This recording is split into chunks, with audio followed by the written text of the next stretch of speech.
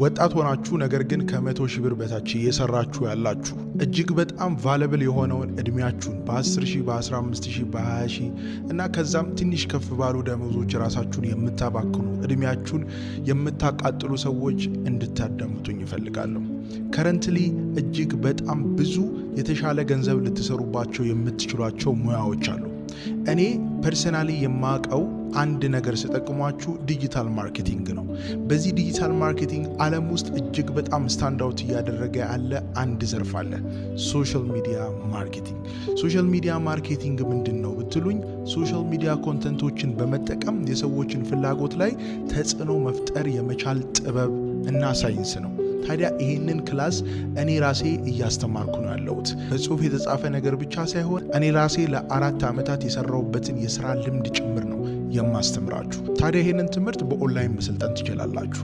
በኦንላይን ለመሰልጠን በኦንላይን መማር ፈልጋለሁ ብላችሁ በውስጥ ጻፉልኝ።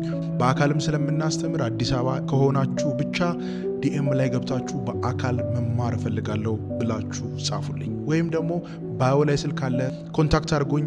ትምህርቱን ብቻ ሳይሆን ስራውንም ነው